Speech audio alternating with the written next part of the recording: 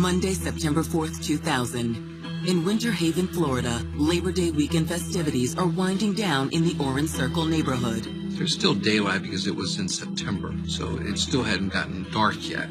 Suddenly, around 8:30 p.m., shots rang out. Some gunshots? Usually people would hide when something like that happened, but everybody came to see what happened. Hold on! Call 911! The 911 call came in right after the shooting had taken place. It came in as a black male having been shot. Yes, there's been a shooting. What was reported was a person down in Orange Circle HUD, and officers responded. While police and EMTs rushed to the scene, neighbors gather around the victim. I think they were really shocked to probably find out who got gunned down. Lying on the ground in a pool of blood is 28-year-old Louis St. Fleur, a well-known resident of Winter Haven. Everybody out there knew him. There was a lot of people around at the time, and when it happened, everybody surrounded him on the ground. Keep breathing! The initial officers responded to the scene and found a large group of people. Watch out, excuse me. They found Louis on the ground, at first like he was on the bicycle when he was shot. It's apparent to officers that Louis's condition is dire. Louis was trying to say something, and obviously he couldn't speak. Louis was shot twice. It was very, very graphic. Buddy, let me get in here. Let me help. Give me some room. One bullet struck him in the cheek, and the other struck him in the throat. And he was dead before EMS could get there. Come on, stay with me. Come on. Start me the paramedics. That's an awful, awful way to go, because what immediately happens is blood is going to be going up through your lungs. It's going to be very difficult to breathe. You're going to feel as if you're drowning. That is just so horrible. Not just the way he died, but dying in someone's arms and not being able to get the last words out. That's terrible. Was Louis trying to identify his killer? The person that gunned him down, it would appear that he knew who he was, knew who his target was.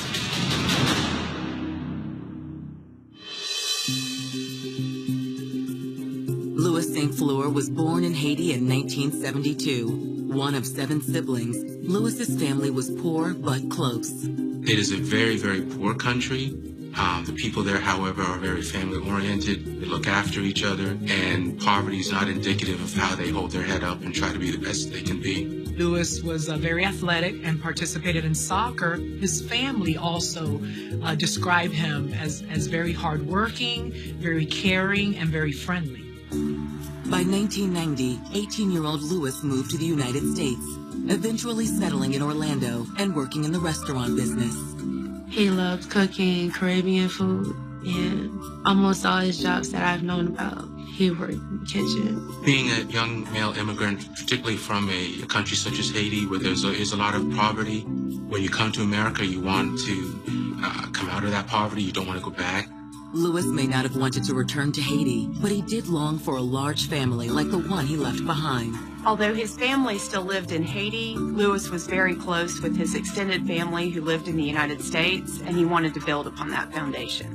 They come to this country, and they do. They want to better themselves. They want better for their families. After a few short years, Louis met a young woman named Betty Roberts. The attraction was instant, and it wasn't long before the couple tied the knot. Betty shared Louis's desire for a big family, but soon the young newlyweds were dealt a harsh reality. I just talked to the doctor. Betty and Louis were experiencing issues with conceiving. That can be difficult for any woman, and that affects the relationship with everyone in the family, not only with the husband. Being able to provide your husband with children is almost like a duty. And the inability to provide that for your husband will make you feel like you failed as a person. The situation put a strain on the relationship, and the couple soon grew apart.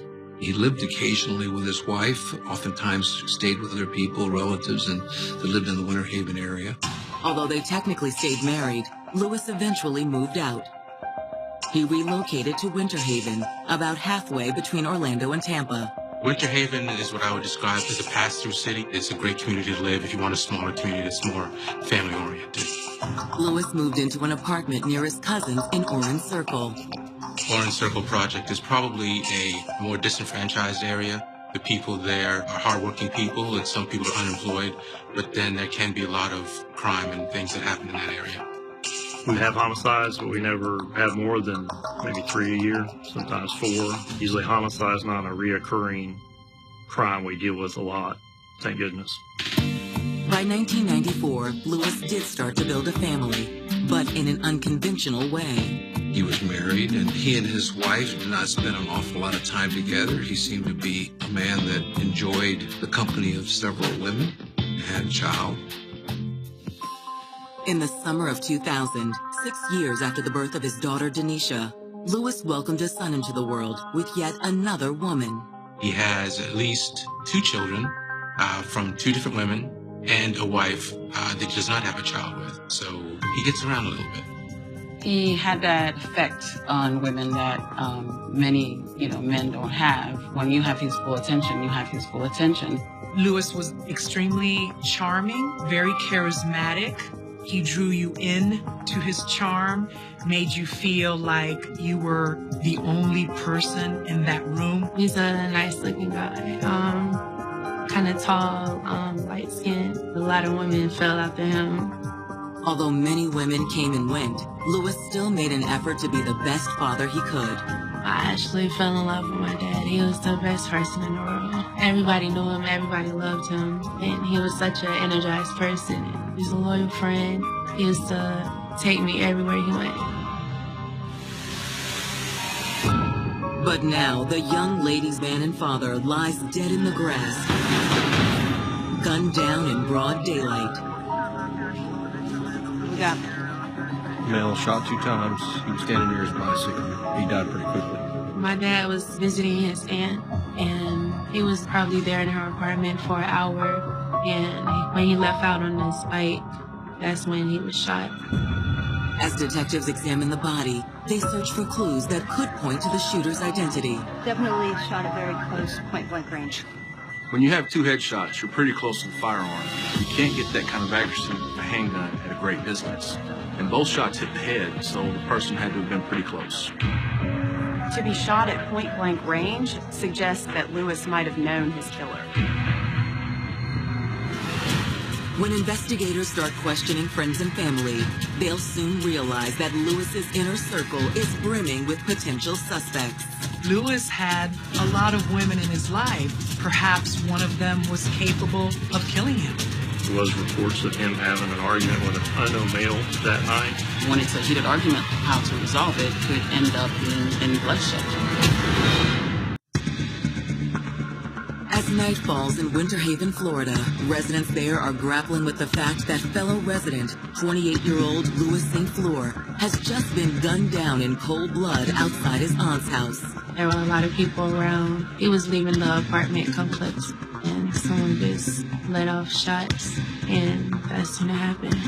Well, there was 2 bullet wounds to the victim, and I believe 2 other projectiles at the scene were found. It's a particularly heinous way to die because from everything I know, he was alive for a period of time. He was certainly conscious and aware that he was not going to make it. As officers scour the area for clues, detectives begin interviewing members of the crowd gathered at the scene. First thing they do is they look to see who may have had a grief with the decedent. So let me ask you, did Lewis have any enemies that you were aware of that may have wanted to harm him? No, he didn't have any enemies. Was he married? Yeah, he was married. He had a couple of girlfriends, though. It seems Lewis's long list of admirers was no secret to his neighbors. Lewis had relationships with a lot of women, so detectives had to consider the possibility that one of them might have wanted Lewis dead. Lewis being the ladies' man that he was, you can imagine when one of the ladies find out about each other, what kind of hell they can raise, because hell has no fury like a woman's scorn. But before that theory can gain traction, buzz on the street makes its way to the crime scene. A witness says he heard that after shots were fired, 2 men ran out into the street bragging about shooting guns. I did hear some people talking about ringing out a couple of gunshots, like 4 gunshots or something like that. Witness said there was 2 people that came forward, said, "Did you hear that? I fired off 4 rounds. I fired off this," and that shifted that over to them. The victim suffered 2 bullet wounds, and 2 other projectiles were found at the scene. And you have witnesses that overheard 2 people bragging about firing off 4 shots during the time frame of Lewis's death. It definitely seemed like a credible lead. Detective, this gentleman says he overheard some guys in the neighborhood bragging about firing off 4 shots. It was certainly a circumstance that warranted investigation, and the police had to sort out were these people connected to Mr. St. Flour's death or not. No, I don't know them personally, but I do know where they live in the neighborhood. So we ended up tracking that down and interviewing those 2 people that made these claims. When detectives bring them to the station for an interview, the 2 men quickly change their tune. There's some people out here who give a statement saying that you said you had shot. Did you say that? They didn't so much admit that they said something, they just said we didn't say anything at that point, and they quickly backed away. Finally, faced with the possibility of an arrest, they admit they were just bragging and hadn't fired a gun at all that weekend. You just came out of your grandmother's apartment and made that statement. Did you shoot anybody? I ain't got no gun. No gun. They were trying to build a street cred. They're shooting.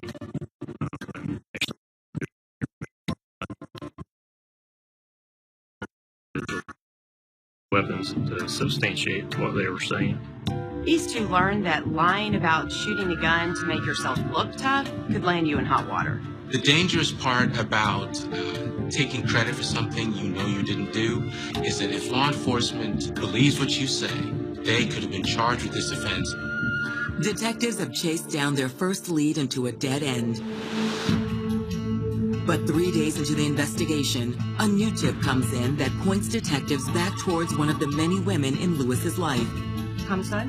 Authorities get a call from a woman in Tampa who says, you need to take a look at this woman's boyfriend. And they're talking about one of Lewis's girlfriends. The girlfriend's name is Natasha Michaels, and the tip comes from a relative of hers in Tampa, just over an hour away from Winter Haven.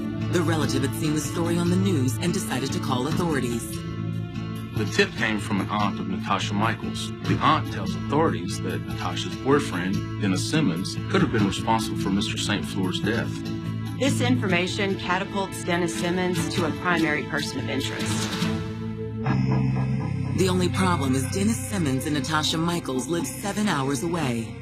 Natasha and Dennis actually lived in Atlanta at the time of the murder. They were high school sweethearts who had met in Tampa and had since moved to Atlanta. During this period of about 7 years that they were together, they had a child. According to Natasha's aunt, Dennis had learned Natasha was having an affair with Lewis prior to his murder. She had some relatives in Tampa. She came over to Tampa and evidently met Lewis over in Tampa in a nightclub at one time. So the focus of the police then started on what relationship, if any, did she have with Mr. St. Flour. The next morning, detectives head to Atlanta to speak to Natasha. She admits to her relationship with Lewis, saying they've been seeing each other for a few months. We were able to catch her at a point in time where I think she was very emotionally engaged in what had just taken place. And I think she wanted to tell the police everything that she knew. Can you tell me what your relationship was with Lewis? He was my boyfriend. They met each other. The chemistry was instant. She was overwhelmed by him. They had a relationship. It was very intense. Their relationship progressed pretty quickly, and it went from meeting and in the courting stage to a sexual relationship pretty fast. Natasha was serious about St. Flour. What can you tell us about that? Did he ever find out anything about Lewis? He found out that I was seeing Lewis. When Dennis found out about the illicit affair, he decided to try to work things out. He says to her something to the effect of, look, I will get through this. In his mind, at least, he's giving her a second chance. End this, and let's keep moving forward. Let's keep our family together. He seemed to be very in love with Natasha. He seemed to care a great deal about her. And he wanted to keep that family together, and he was aware of her sexual misconduct, which he was willing to overlook it and willing to keep the family together and move on from there. Did Dennis ever threaten to harm you? No. Did Dennis ever threaten to harm Lewis? No. friend Ken, he told her that he would forgive me one time only. Detectives are confused. If the couple is reconciled, why would Dennis have anything to do with Lewis's murder? The answer comes from Natasha herself. When I got back from Tampa on July 9th, I had a card for Lewis in my purse that I was going to send to him. He found the card in my purse. He woke me up that night. He brought me and woke me up asking me who was Lewis. Where was his card? In my face. Contrary to what she told Dennis, Natasha had not ended her affair with Lewis. Try to get her to saying you can stay, forget about it, but it was a caveat of, don't talk to him anymore, no more contact, break this off. So you're introducing another man into the relationship. There's no way that this is going to end on a good note. The only question now is, where is Dennis? And did he travel the 7 hours to Winter Haven just to kill Louis St. Fleur? Police knew the only way they were going to find answers was to find Dennis, and to find him fast.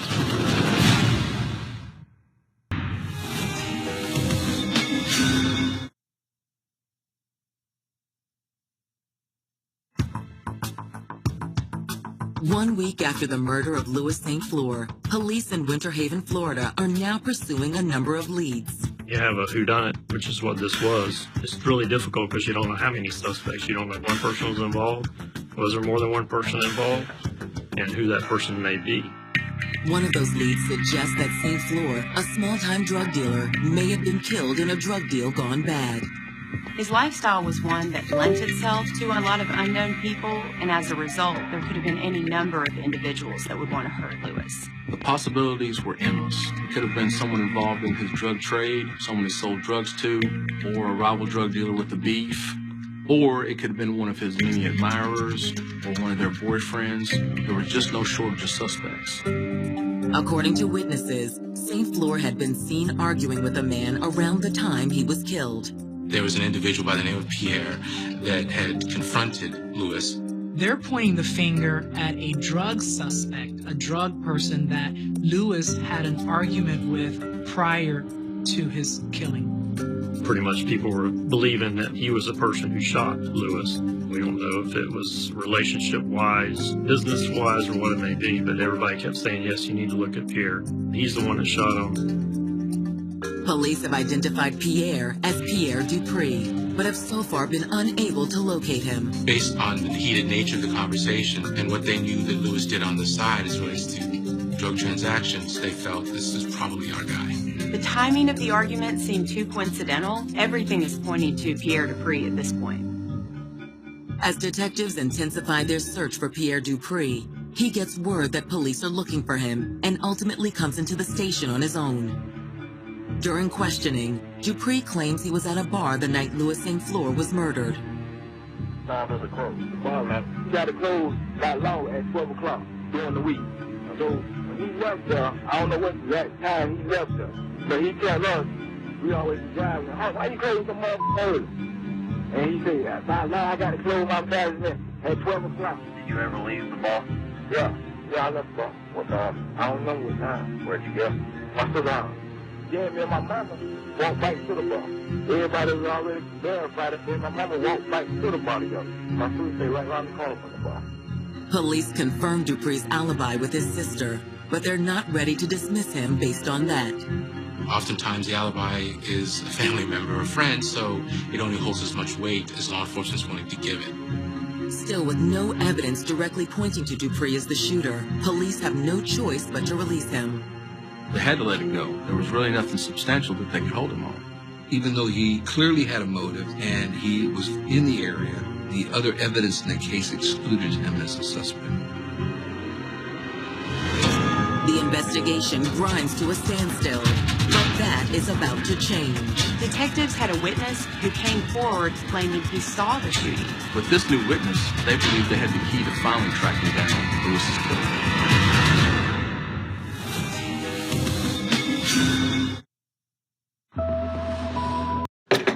That should hold it for now. What should we do? I know what to do. You do? I'm going to CashNetUSA.com. I can apply in minutes, and if approved, we can have the money in our account as soon as the same business day. You're my hero. Saving the day is easy with CashNet USA. When you need money fast, be the hero. Go to CashNetUSA.com to apply for the money you need now. Right this second, at some diner somewhere, I'll have a... Someone really wants a soda. But that same someone doesn't want to be like the only someone to order a soda. Embarrassing. Yeah, she's looking at you. Yeah, I know the struggle is real, honey, but so are all these other... What if there were a better soda? Hun, get a Poppy. It's a soda with 5 grams of sugar. Okay. Okay, so this waitress is a genius. Can I get one too? Vehicle breakdowns are costly. It started making some really weird noises. If your check engine light comes on tomorrow, the repair could easily cost thousands. Here's that transmission. But with Endurance, you could never pay out of pocket for a costly repair again. They covered a $14,000 engine replacement. $1,400. Endurance paid it. Who's going to pay for your next car repair?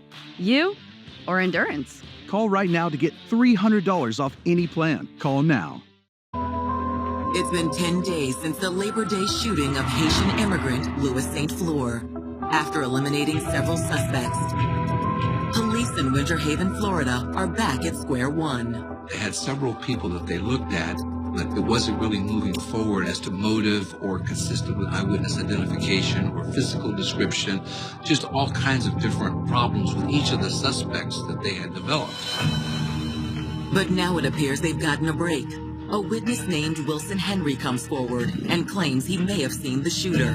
Wilson Henry knew Lewis very, very well. He was actually his cousin. He had a lot of contact with Mr. St. Fleur, so he had every reason to be as truthful in trying to identify the actual person that did it as anyone may have.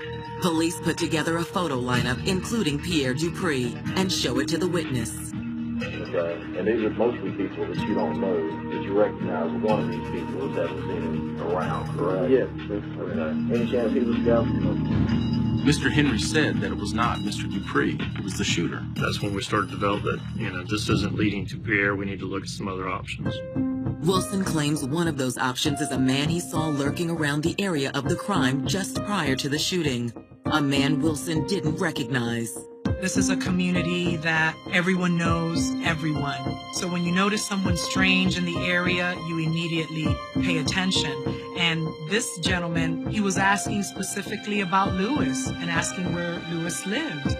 I told that guy, what are you doing here? And he was like, I'm just chilling. I said, well, I don't know, you're just not a chilling place, so you have to leave. And then he just got up and left. Had you ever seen him before? No, that was my first time in my life I ever seen that guy. When detectives ask him to describe the man, Wilson doesn't hesitate. The description was black male, short hair that appeared to have like twists, baby dreads, between 5'7", 5'8". As word gets out that Wilson Henry came forward with his account, additional witnesses begin to surface, including another cousin of Lewis's, Nelson Cooper. Lewis's other cousin, Nelson, also saw a strange man lurking in the area the night that Lewis was killed. You remember what he had on? He had on a former fatigue hat and a cream-looking shirt. I don't remember what kind of skin. Did you see his hair? He got dreads, so they were like hanging out of his hat. What kind of dreads? I mean, did they have long dreads? Not long dreads, they were short dreads. The description sounds eerily familiar to police, so they put together a photo lineup and show it to the witnesses. The police officers put together a photo display. They usually have one suspect that is included in the display. And then they will get 5 others to sort of provide a genuine test for the person's identification. Among those in the lineup is Dennis Simmons, the boyfriend of Natasha Michaels, who was having an affair with Louis St. Fleur at the time of his death. Mr. Simmons, as I recall, was placed in number 3.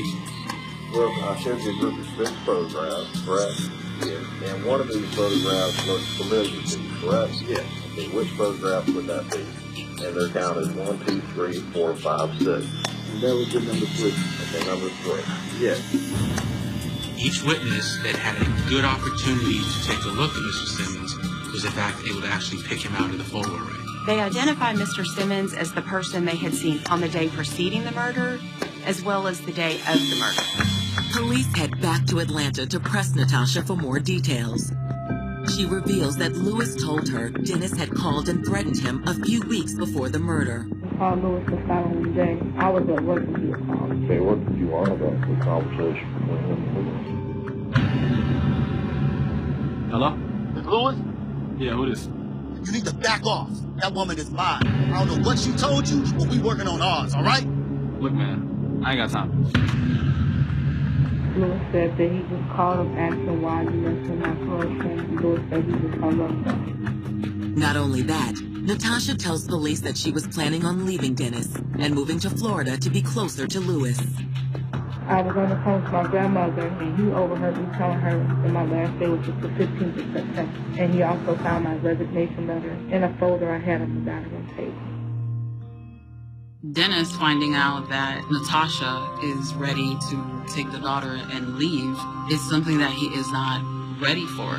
His family is what he's been getting up every day for and going to work and striving for. And to have that taking all of a sudden without any kind of warning taking away from him, he can't handle that. It is too much. Police then go to work verifying Natasha's story. And when they subpoena the phone records of Dennis's relatives in Tampa, they find exactly what they're looking for. The detectives were able to find, I think, 4 phone calls that were made from the home that Mr. Simmons was staying to Mr. St. Flour's home in Winter Haven. There was more than just one, so that showed a pattern of that he did have an interest in Lewis and was trying to do something that would look like track him down. That's a straight line. It doesn't get any more clear than that, because now what it does is it establishes that Dennis is in Tampa calling Lewis in Winter Haven. The only question now is, did Dennis have time to drive up to Winter Haven, kill Lewis St. Flour, and make it back to Atlanta by 6 a.m. Tuesday morning? You're talking around 9 o'clock in the evening and then 6 o'clock in the morning. That's 8 hours. It was a tight window to travel that distance. It wasn't necessarily impossible, but it would be cutting it pretty close.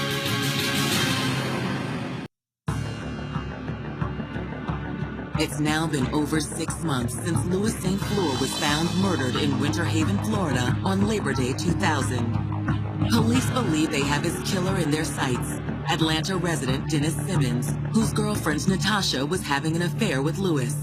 Dennis had confronted what he perceived to be the threat and had asked Lewis over the phone to stop seeing Natasha. And Lewis had said, no, I'm not going to stop seeing her. And at some point in time, in his mind, he just has to eliminate that threat. The only question left to answer is, did Dennis have enough time to drive from Tampa, where he was visiting family, to Winter Haven and then back to Atlanta by 6 a.m. the next morning? We knew that the shooting had happened between 8 and 8:30, and we knew that he was in Atlanta the following morning.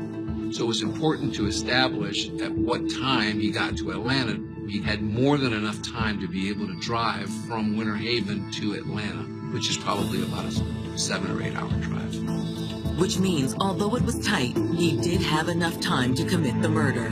It was more than possible he could drive from Winter Haven to Atlanta, because you're talking around 9 o'clock in the evening and then 6 o'clock in the morning. That's 8 hours. It was more than doable. At this point, law enforcement feels that they probably are on the right track. On April 17, 2001, police arrest Dennis Simmons on charges of first-degree murder. His trial is set for January 14, 2004. It's mostly circumstantial. Those cases are not slam dunk. They're sometimes very difficult to prove. And as the trial date approaches, it looks like it's going to be even more difficult than prosecutors had bargained for. As the case is preparing to go to trial, Natasha disappears. Police can't find her, so it's very alarming not to be able to find Dennis's girlfriend right before trial. Without her, they'd have no case, because his motives is based on what she's claiming occurred prior to the incident. Authorities learned that prior to the trial, Natasha had visited Dennis in jail.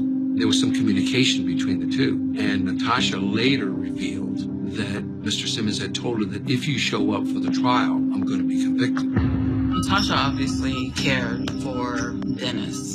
For her, when the relationship ended, she didn't stop caring for her child's father. It would be a struggle to have to testify against your child's father and be the cause of sending him to prison, and your daughter not being able to see her father every day. Natasha, her life has just crumbled. Natasha must be experiencing a lot of pain, anger, and uncertainty about her future and her daughter's future. But prosecutors aren't about to watch their case fall apart because their primary witness is having second thoughts. Prosecutors were also able to obtain a material witness warrant for Natasha Michaels. So she was arrested pursuant to that warrant, taken into custody, and then transported back to Polk County, literally on the eve of trial, where she was detained by the judge until the trial had been completed. Although given reluctantly, Natasha's testimony is captivating. She tells the truth, and her testimony is so compelling that the man that she had a relationship with, that she has a daughter with, killed her lover, that he was consumed with rage. The prosecution claims that it's the contact between Dennis and Lewis that ultimately leads to the murder. There's no other reason for him to show up at relatives in Tampa and call somebody he doesn't even know, has never met. And the importance of that is that it lets law enforcement know that there's no other reason for two men to be communicating that don't otherwise know each other unless there's a problem. And the commonality between those two men is Natasha. I think when the time came on Monday that he either had to do it or go back to Atlanta, that he decided to do it. Mr. Simmons calls Natasha and he says, "Give me the address of that blank blank." Natasha refuses to give up the information, but she calls Mr. St. Fleur and says, "Look, Mr. Simmons wants your address." Mr. St. Fleur says, "Give it to him." Now, why he said that, we'll never know.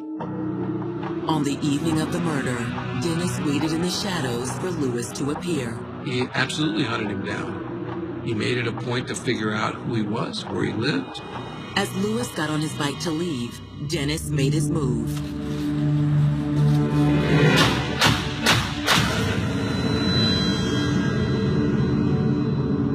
Dennis cannot stand the thought of losing her to another man, and he kills him. For their part, the defense tries to convince the jury that it was drugs, not jealousy, that led to Lewis's death. The defense is saying that Lewis was a drug dealer, and drugs and violence go hand in hand, because when you are dealing in drugs and you're dealing in a life of violence, and that's what happened to Lewis. The defense points to the fact that Dennis's family claims he was with them in Tampa the whole time. But on the stand, there are conflicting stories. His family can't seem to get the timeline correct in terms of what time he was where. I think that his family wanted him to be there, and they wanted to remember him being there. They were simply mistaken. Their inconsistent timelines, in conjunction with the phone records and eyewitness accounts, were stacked against Dennis Simmons. On January 22nd, 2004, the jury finds Dennis Simmons guilty of first-degree murder. He did not seek the death penalty in Mr. Simmons' case, so the judge was left with the only alternative but to sentence him to life in prison without parole. In the end, the attractiveness so many women found in Louis St. Fleur proved fatal for him. 1 a.m., January 13th, 2009. A snowstorm is swirling in Ypsilanti, Michigan, a blue-collar community a couple miles east of the college town of Ann Arbor, Michigan. It was a very heavy snowfall. There was a heavy snow that night. Emergency dispatchers have been bombarded with reports of traffic accidents. But the call that just came in from resident Anthony Thompson has nothing to do with the inclement weather. Ambulance, fire emergency, what's your address?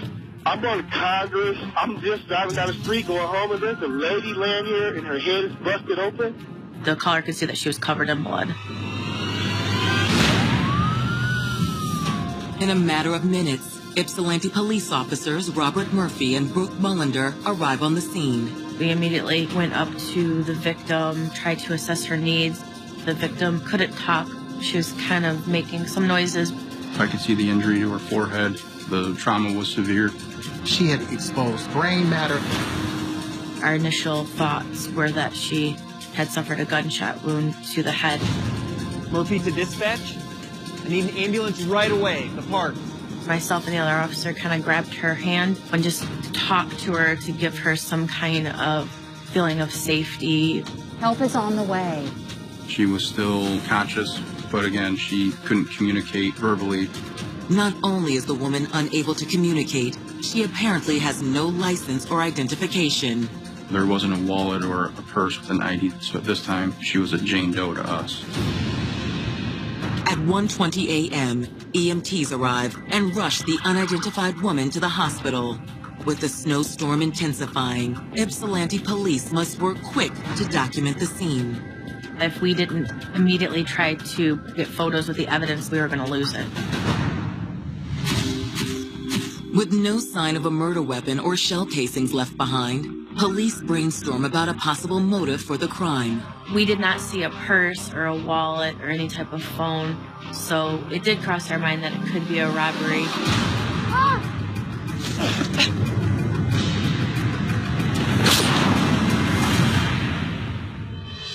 That theory gains traction when Officer Mullender spots something in the snow a few feet from where the body was initially discovered. Hey guys, come here, look at this. There's a set of footprints that lead right here to where the body was lying. And then there's just one set that leads out of here to the recreational park.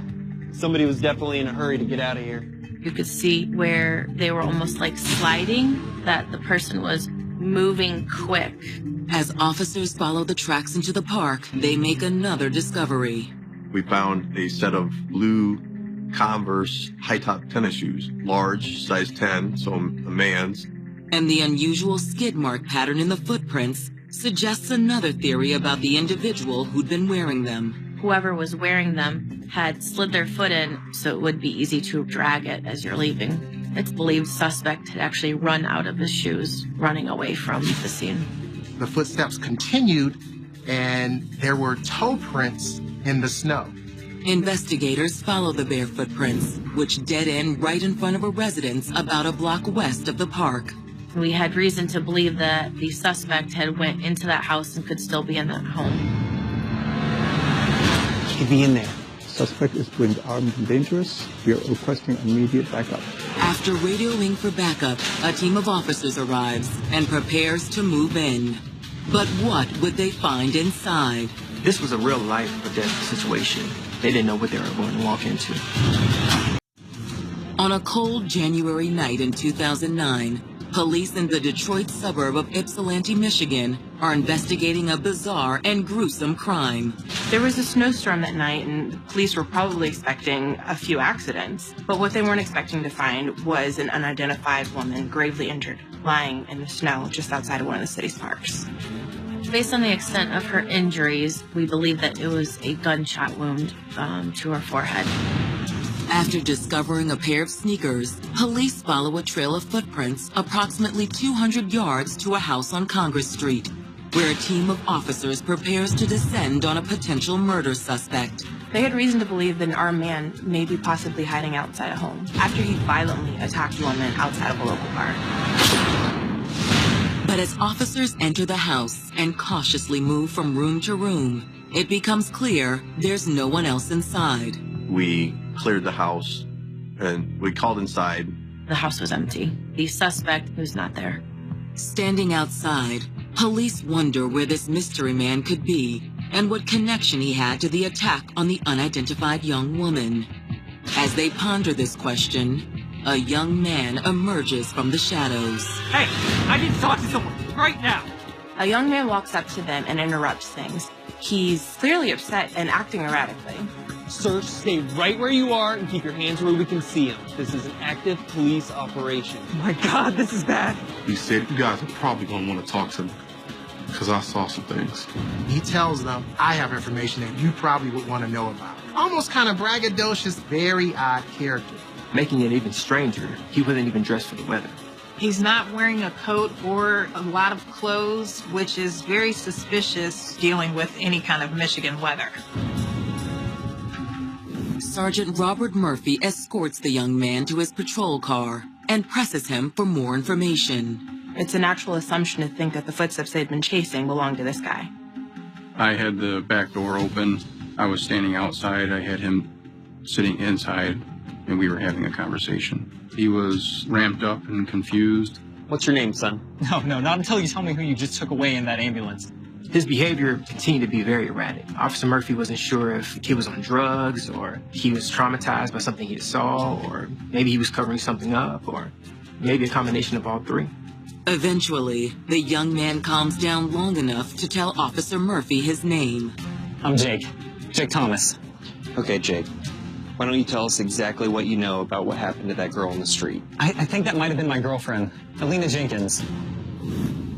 Elena Jenkins and Jake Thomas were high school sweethearts from Ypsilanti. Elena remained a high school senior and Jake graduated, but they remained inseparable. In fact, Jake tells police that he'd recently moved in with Elena and her mother. They had their whole lives ahead of them until they were blindsided by this horrific attack. According to Jake, it all started at Elena's house around 11 p.m., shortly after Elena's mother had gone to bed. Elena decided that she needed to turn in because she had school in the morning, and Jake decided to stay up. Jake explains that Elena's mother had allowed another friend to briefly stay with them. His name is Dominic Oyorinde. And he had a girlfriend that he would frequently go out with, Anna Marie Bliss, who's also friends with Elena. Dominic had been staying with us for a few days, and that was cool, all right? But when he came home last night, there was definitely something wrong. He said Dominic arrived, and he seemed to be upset. Are you all right, man? Just give me the phone, man. I gotta call him. Dude, okay, just calm down. You're gonna wake up Elena. She's sleeping upstairs. I'm gonna mess someone up. Dude, seriously, you gotta keep it down. Jake explains to Officer Murphy that Dominic believed someone had stolen his cell phone. Dominic was from Detroit, and he had a pretty rough background. The man lost his parents at such a young age, and Dominic grew up as a foster child. You can imagine how tough that can be. He was able to land a job, but he couldn't keep the job unless he had a cell phone. If he would have lost that, it would have been catastrophic. Dominic had been homeless for a really long time, and it was very hard for him. All he wanted in the world was just to be stable. Jake states that Dominic eventually got in touch with Anna, who, like Elena, is a senior at a local high school. Dominic asks Anna to come get him so she can help him track down his phone. What's wrong? It's gonna mess everything up for me, for us, everything. Calm down. Anna, she was studying. She had homework to do. But she dropped everything to come see him because she loved him. When mess this thief up, man. Like, ugh. Don't be stupid. I'm coming over. Jake tells Officer Murphy that at around 12:30 a.m., Anna List pulled up to Elena's home in her family's minivan, and that Dominic went outside to meet her. From what he told me, he was looking out the window from inside of the house. At some point, he hears Dominic shout at Anna, bitch, bitch, bitch. Then all of a sudden, he hears the sound of two doors slam. And he sees Dominic and Anna walking away. Anna was pretty upset, so it appeared that she was walking up the street to cool off. He assumed Dominic was coming into the home, so he unlocks the door. But to Jake's surprise, Dominic doesn't come inside. Instead, he hops in the driver's seat of the List family van. Dominic immediately gets inside, makes a three-point turn, hits the curb, and flies down the street. He said it was at that point that he became very afraid. He runs upstairs, he wakes up his girlfriend. Elena, you gotta wake up. Something's going on with Anna and Dominic. They got in this big fight, and Dominic just took her van. Wait, where are they? They're somewhere outside right now. Where are you going? I'm going to go find them. As Elena leaves to search for her friend, Jake stays behind. So I just kept waiting for her, but she never came back. You're telling me that's the last time you ever saw her? Yes, sir. Because he hadn't heard from his girlfriend Elena in some time, he'd assumed that she'd had some kind of encounter with the enraged Dominic. Jake heard the sirens going off, and he runs outside to see what was going on. That girl we found out in the snow. I think that's Elena. On the surface, Jake's statement suggests his friend Dominic Oyorinde shot Elena after she tried to intervene in his and Anna's argument. But with no sign of Anna List or her family's minivan, police aren't so sure. Police don't even know who Dominic or Anna are, or even if they're real people. We were certainly suspicious because of the time of day, the footprints, and then he's the only one that's out there, and this may actually be the person who did it. But before police can parse fact from fiction in Jake Thomas's statement, a vehicle rolls up to the scene, and a woman and her daughter emerge from the car. And what they have to say will reveal the victim's true identity and cast another dark cloud over an investigation that's already shrouded in mystery. It was so shocking. I couldn't possibly even comprehend the situation fully at that point.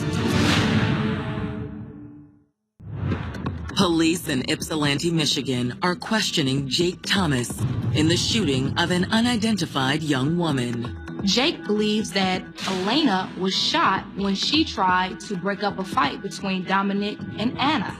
But before police can make full sense of Jake's claims, the interview is interrupted when a vehicle pulls up to the scene and a woman jumps out. What are you doing here?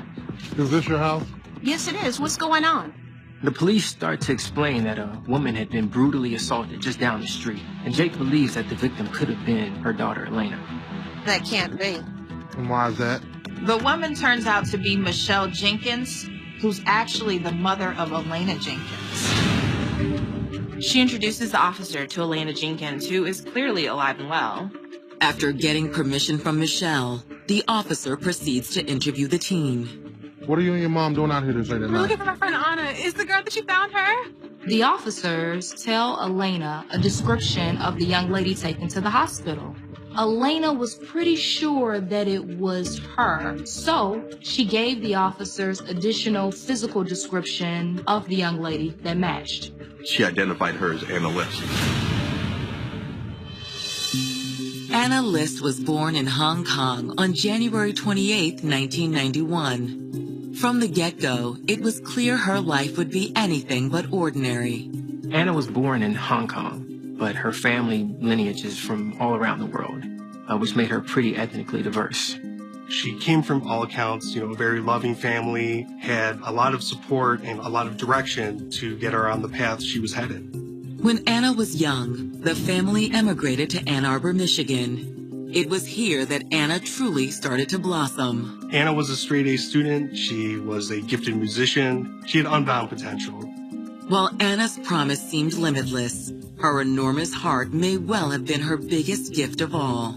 She was always looking to help other people. She mentored other students in the area of music, and she was involved in several charities. She cared very much about her community. And while working as a continuing education tutor during the summer of 2008, Anna met the young man that would change her life forever, Dominic Oyerinde. Hi, are you Anna? Hi, yes I am. Nice to meet you. Dominic was 20 years old and he had just returned to school to get his GED. See, you do know something. Good. Dominic was the kind of person that as soon as he entered a room, he was the only person anyone was looking at. He was the tall, black guy in a cutoff jacket on a skateboard. He had these little isms, and these Dominic isms. Like, if somebody said, I want it, Dominic would be like, I want it all, brand new socks and drawers. And it would always crack everybody up. Though Anna and Dominic were immediately attracted to each other, their vastly different upbringings made them for an unlikely couple. You have Anna from an affluent neighborhood in Ann Arbor. She was coming from a nurtured environment. Dominic, he grew up in the streets of Detroit. His childhood was really traumatizing and emotionally stressful. He had dropped out of school, and he was homeless on and off and unemployed. Desperate to make a better life for himself, Dominic moved to Ann Arbor and enrolled in an adult education program. He really wanted to avoid some of the unsteady elements from his life, so he'd often couch surf at friends' houses that would provide a more positive surrounding for him. As for Anna, she saw Dominic's potential as both a boyfriend and a positive member of society. Anna was tutoring him for his GED and also trying to convince him to apply to Washington Community College to perhaps better himself and further his life. something that the world might not have seen in Dominic, Anna did. Two of them ended up falling in love. We can go to the skate park and then go to the movie. Ooh. So, I guess you're saying we have a date tonight? Yeah. Okay, let's do it then. Because you're cute. That's it. He was really happy about being with her, and he would say stuff like, she was out of sleep and really awesome, and he seemed really protective of her. In December of 2008, the couple's devotion to each other began to pay dividends. He finally got a job, and he was really excited. He was working with a marketing street team, but needed a cell phone, and thankfully, Anna helped him with that. They were a couple working together for a better future. But now, as officers speak with Elena Jenkins and confirm that the young woman fighting for her life at a local hospital is in fact Anna List, it's clear her and Dominic 𝐂𝐋𝐋 has been derailed. Now it seems likely that it was Anna, but they don't know who shot her and why. Investigators are hopeful Elena Jenkins can shed light on Jake Thomas's initial statement. What she tells them largely corroborates Jake's story, but there are some key differences. Jake's story was that he was inside the house when the argument between Anna and Dominic started. Jake's girlfriend tells the police she could tell that he had been outside because his hands were so cold. Elena tells police she was also confused by Jake's behavior after he woke her up. He does some very odd things. After he wakes his girlfriend up, he says that he stays in the house. He doesn't follow her outside. Elena states that with Jake unwilling to venture outside to search for Anna and Dominic, she woke her mother to assist her instead. Why would he let his girlfriend just run out there and not go behind her and see what was going on? Did you actually see Dominic and Anna get into a fight earlier? No, my boyfriend Jake just woke me up out of my sleep. I don't know. Do you think Dominic would have hurt her? No, I just don't think he'd be capable of something like that. No. Elena indicates that while Dominic is prone to outbursts, he worships the ground that Anna walks on. And though Elena stops short of implicating her boyfriend in the attack on Anna, she does reveal Jake has his own share of demons. Jake has bipolar disorder and very erratic behavior. I don't know, somehow that made him weirdly cut off to the world. Like Anna, Jake Thomas had been raised by financially successful parents and spent part of his childhood in Asia. But according to Elena, that's where the comparisons between Jake and Anna ended. I mean, there have been rumors that have floated around about Jake, and there was some kind of issue at one of his old schools involving a female Chinese student. A lot of the rumors illustrate this pattern that something's off about Jake.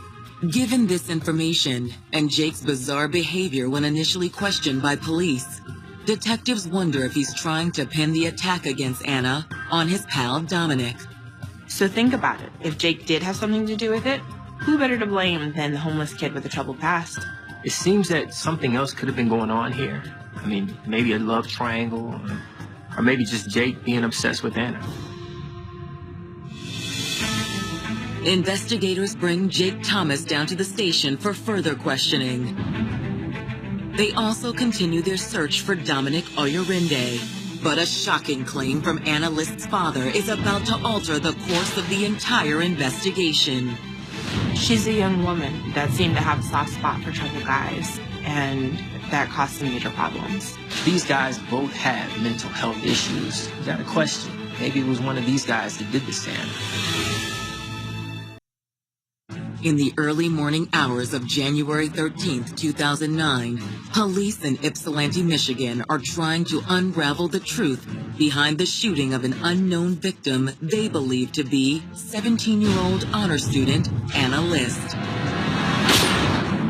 While Jake Thomas claims that his friend Dominic 𝐂𝐿𝐿 is responsible, police can't rule out that Jake may have committed the crime himself. But police will soon realize that not everything about the attack is cut and dried. By the time detectives got back to the station with Jake, they received confirmation from the hospital that they were able to identify the victim from known medical records, and it was Anna List. She had swelling of her brain. They had put her in a medically induced coma to try to see if she could heal at all. Her injuries were very severe, even life-threatening. But the attending physicians also give police some surprising information about Anna's injuries. The neurosurgeon advised that the injury was not caused by a gunshot wound. It was actually caused by blunt force trauma. Analyst was hit with some type of blunt object. They just don't know what. This was definitely a game changer. Blunt force traumas are a little bit more intimate and brutal. At first, they think that this is a robbery gone wrong, but now they think that this is something personal. With that in mind, detectives begin another interrogation of Jake Thomas. There seemed to be some inconsistencies in Jake's story. So you say you were inside the house when you heard this argument between Dominic and Anna? That's right. Well, your girlfriend Elena said that your hands were cold when you woke her up. Yeah, well, I know what I saw, okay? Are you sure there's something you're not telling us? I mean, was there something between you and Anna? No. Look, I don't know what happened to her, but I heard them fighting outside in the van. While Jake continues to assert his innocence, Anna List's father arrives at St. Joseph Mercy Hospital, having been informed of the attack on his daughter. The victim's father was clearly distraught. I couldn't even imagine what he was going through at that time. It's not a good time. We can do this later. No. I need to do this now. I knew something like this was going to happen to Anna. According to Anna's father, she was a loving and caring young woman, but very naive as well. Anna's father informs police that when his daughter told him she was dating a young man from the rough and tumble Detroit streets, he wasn't sure what to make of it. But after meeting Dominic, he quickly accepted the relationship. Dom didn't want, his friends who partied and were irresponsible ever around his girlfriend because he didn't want any of his friends to be a bad influence or danger to her at all. But according to Anna's father, an event took place 1 month earlier that darkened his opinion of Dominic. Dad, I need help. Honey, what is it? She called her parents. She's upset. She's screaming. Someone threw a brick in my car. Who? Anna? Who? Dominic. The great relationship that they had started to go south. Dominic had a short fuse emotionally. He was increasingly demanding of her time, jealous of her friendships, and threatened her physically. According to Anna's father, the reason Dominic threw the brick through their family's van window was simple. Anna had decided to put an end to the relationship. I love you, but I don't think this is going to work. What's that supposed to mean? They were fighting a lot, and she had tried to break up with him. Dom, where are you going? He gets really upset. You know what? Go to hell. Dom, As he's exiting the car, he grabs a brick. what are you doing? And he threw a brick at her car window, shattering the window. Stop! She's immediately afraid. She's upset. She drives off to a strip mall to get away from the scene. Anna's father tells police that while Anna initially reported the incident to police, she got cold feet when it came time to press charges. According to Mr. List, in the weeks that followed, he and Anna's mother tried to help their daughter move on, but Anna quickly drifted back to Dominic. Anna, honey, Yes? we want to talk to you. Sweetheart, we're worried about you. It just pushed her closer to him. Okay, you guys are totally overreacting. You don't have to answer that, Anna. Daddy is fine. I'm gonna go and take this outside. Dom? Yeah, I can totally come and get you. At a certain point, her parents just finally gave up and realized they weren't going to win the fight. With Mr. List's statement, investigators are increasingly anxious to speak with Dominic Oyorinde to see if he, not Jake Thomas, may be behind the crime. So if what Jake is saying is true, Dominic is probably rolling around in the List family van, which is technically stolen. And if he's not the killer, he probably knows who is. It's more pressing than ever that authorities speak with Dominic Oyorinde. That morning, police issue an APB for 20-year-old Dominic Oyorinde and the List family van. But as they try to determine whether or not Dominic was capable of committing such a violent crime, investigators are forced to ask some difficult questions. Questions that will leave the quiet community of Ann Arbor divided. I don't think there's a real true one answer of how to make sense of what happened. Just hours after 17-year-old Anna List is found beaten to the brink of death in Ypsilanti, Michigan, police have questioned one possible suspect, Jake Thomas, and are on the hunt for another, Anna's missing boyfriend, Dominic Oyorinde. They had reason to believe that Dominic had assaulted Anna that night. At the very least, authorities believe Dominic is in possession of the List family minivan, the vehicle Anna had been driving just prior to being assaulted. We knew that he was possibly in that vehicle. We had to be on the lookout for other police department agents for that vehicle. As the search for the missing minivan continues, police begin questioning Dominic's friends about his possible whereabouts. Most of them express disbelief that he could be involved in such a heinous crime. When I heard about the incident, I couldn't possibly have believed that was him. I wouldn't portray him as a violent person. Dominic's a really fun-loving person. But as investigators dig deeper, a more complex portrait of Dominic begins to emerge. So what can you tell us about Dominic? Dominic, he's a really great guy. He is. He just... Just what? He's had a really hard time, you know? I don't know exactly what his mental health diagnosis is, but I do know that he has mental problems from a lot of stuff that's happened to him. He was going to lots of different therapists over the years. He was a pretty paranoid person. He had endured years of abuse while being raised in the foster care system. It can cause all kinds of fears of abandonment and really just a general lack of trust. Friends and loved ones say the situation was so bad that Dominic had been known to take antipsychotics to control his demons. But when the pain became too much, Dominic sometimes added alcohol and recreational drugs to the mix. I can imagine that a combination of anti-psych meds, recreational drugs, probably alcohol, that would be hard to control a level of sanity with that. And some, like Dominic's ex-roommate Marie, say they had seen Dominic cross a terrifying line on at least one occasion. I was in the bathtub. He was freaking out, and I was just like, I'm just gonna go deal with this. And there was all this calamity outside with him. You're racist! According to Marie, as she entered the living room to see what the commotion was about, Dominic confronted her about an ironic, politically charged piece of art a friend had made her. I just had like this picture that one of my friends drew that had a swastika on it, and he was upset about that. And he was like, you're racist. You mentioned you're racist. No, it's nothing. I'm not. Why would you have that here then? Calm down. The artwork mocked swastikas and Nazis, but Dominic was messed up on drugs. He didn't see it that way. All he saw was rage, blind rage, against his roommate. He freaked out. He actually tried to strangle me.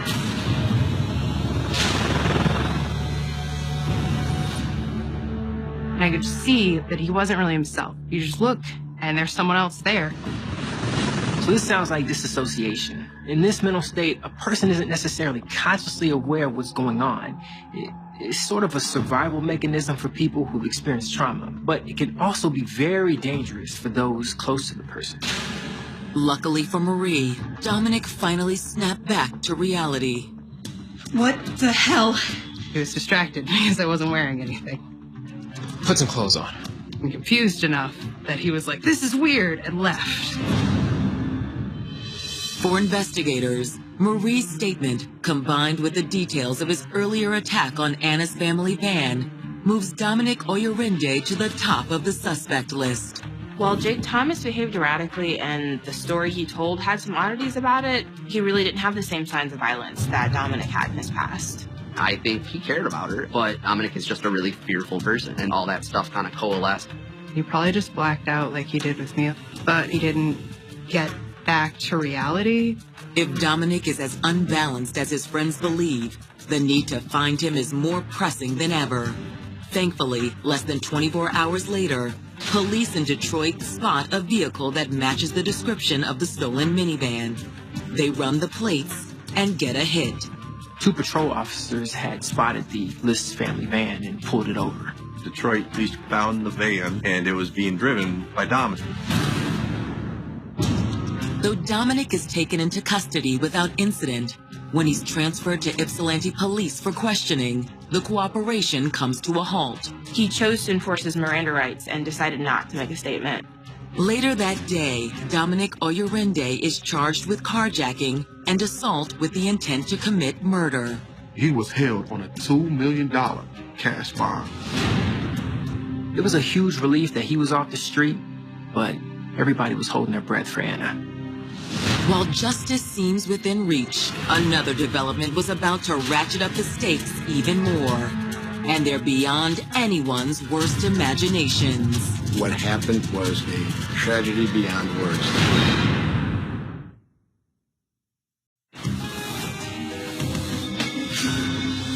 If he really did it, you can strip it down to 𝐷ominic made a bad choice and ended up where he is, if you want to. But I don't think that's productive. I think it's productive to look at why 𝐷ominic became this person that he became, such as the way that we treat people in foster care, the way we treat the mentally ill, cause things like this to happen. And they will happen less as soon as we start to address those concerns. 2 days after allegedly assaulting his girlfriend, Anna List, in a late-night rage, 𝐷ominic 𝐄𝐄 is behind bars in Ypsilanti, Michigan. 𝐷ominic was charged with assault with the intent to commit murder. With Anna still fighting for her life, support floods in from surrounding communities. There were numerous people in prayers for Anna, hoping that she could perhaps make a miraculous recovery. In these difficult days, one frequent visitor to Anna's hospital room is responding officer Brooke Mullender. I would periodically go up to the hospital and try to check on her, see if she was having any kind of improvements. But despite round-the-clock medical care, Anna List never recovers from her injuries. We had learned that Anna was not going to be getting better. She was declared brain dead at that point. On January 19th, 2009, Anna's family makes the heart-wrenching choice to remove her from life support. This was a very painful decision. News of Anna's death brings an outpouring of grief from community members and law enforcement officers alike. She was so smart. She had such a bright future. It's just such a tragically sad story. With Anna's passing, prosecutors upped the charges against 𝐷ominic 𝐄𝐄. So now it goes from being assault to being a murder case. While the prosecution prepares for trial, Ypsilanti police continue building their case against 𝐷ominic.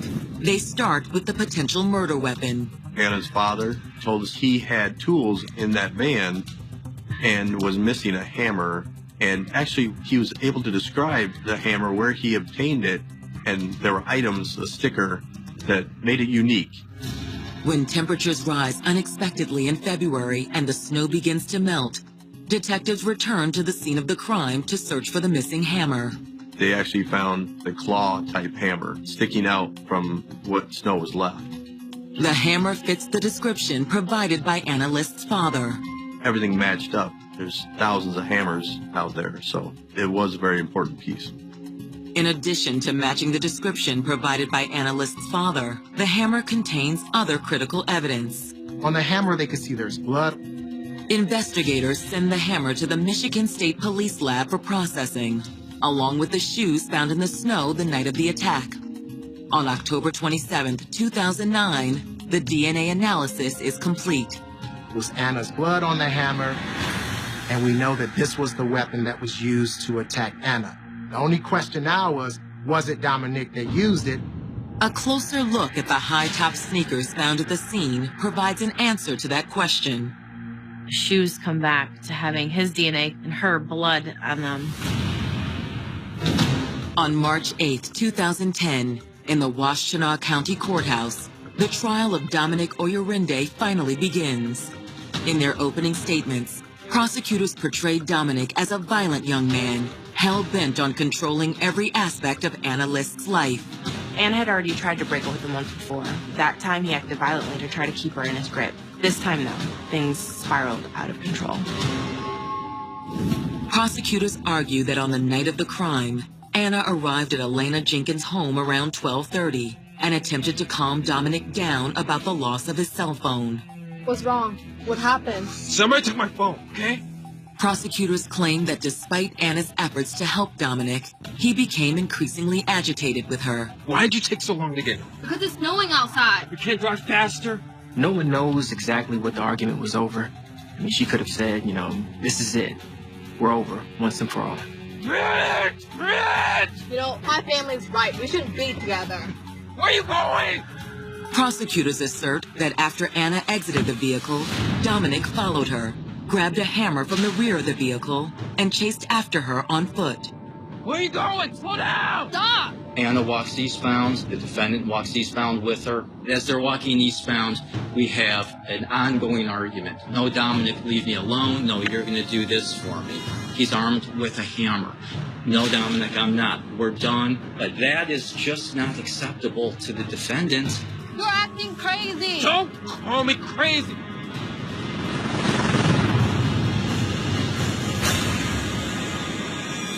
He struck her once in the back of the head and then struck her again in front of the head. Either blow was strong enough to kill her. The viciousness of the attack was shocking to most people in the courtroom. It made for a very, very strong case. The defense did attempt to use Dominic's mental health issues to show that the murder wasn't premeditated in order to get the charges reduced, but it was tough for them to gain any traction. On March 12, 2010, Dominic Oyorinde is found guilty of felony murder and carjacking. 26 days later, during the sentencing phase, Anna's father delivers an impassioned address to the court. Dear Anna, for 17 years and 357 days, I told her stories, I taught her to swim, and listened as she practiced violin. She created harmony. She embodied compassion. She was taken away with neither.